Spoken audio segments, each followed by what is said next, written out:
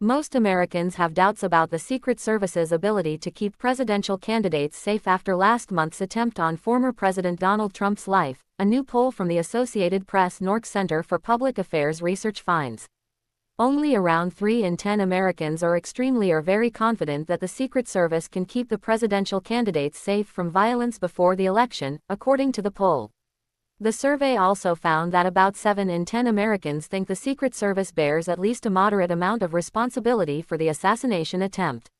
The law enforcement agency tasked with protecting presidents for more than a century is under intense scrutiny after a gunman got within 150 yards of Trump and fired several bullets from an AR-style rifle. Trump was injured in one ear but was millimeters away from being killed. The poll was conducted after the resignation of Director Kimberly Cheadle, who faced intense questioning at a congressional hearing that was broadcast live last week and in which she gave evasive answers.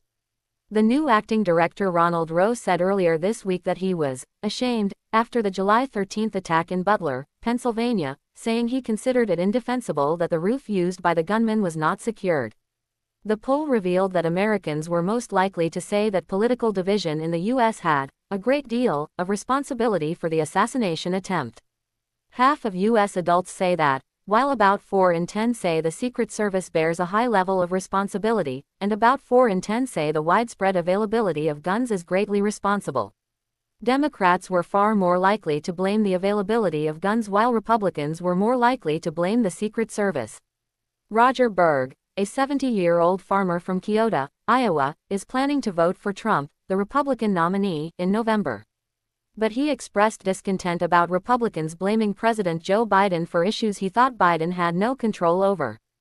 Biden ended his re-election bid 8 days after the shooting and has endorsed Vice President Kamala Harris, now the likely Democratic nominee. "The people that are making everything about politics, I wish they would just quit," Berg said.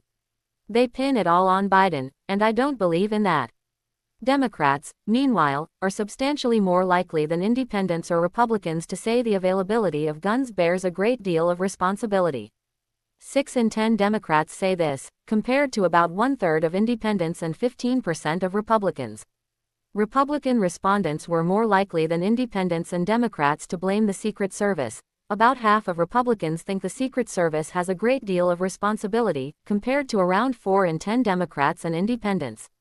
George Velasco, a 65-year-old Navy veteran from Tucson, Arizona, said he thought both the Secret Service and local law enforcement were to blame along with poor communication and a lack of proper planning. The Secret Service's acting director said earlier this week that it was regrettable that local law enforcement had not alerted his agency before the shooting that an armed subject had been spotted on a roof, while also recognizing the Secret Service assumed that state and local police had presence. "It was as if the Secret Service expected those guys to know what they had to do," Velasco said. "It was a very small area, a small town. How did they expect them to know how to prepare for something huge like that rally?" The poll found that half of Americans think local law enforcement in Pennsylvania had at least a moderate amount of responsibility for the assassination attempt, although only about 2 in 10 said it had a great deal of responsibility.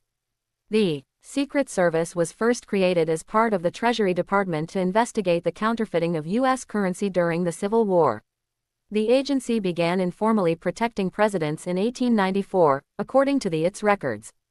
Congress requested Secret Service protection of U.S. presidents after the assassination of William McKinley in 1901.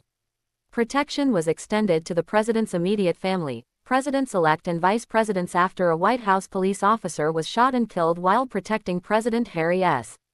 Truman in 1950. It was later extended to former presidents in 1965. After the 1968 assassination of U.S.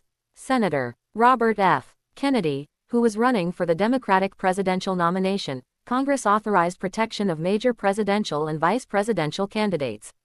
About 1/3 of Americans are extremely or very confident that the Department of Homeland Security, which oversees the Secret Service, will conduct a full and fair investigation of the assassination attempt, while about 1/3 are somewhat confident and about 3 in 10 are not very confident or not at all confident.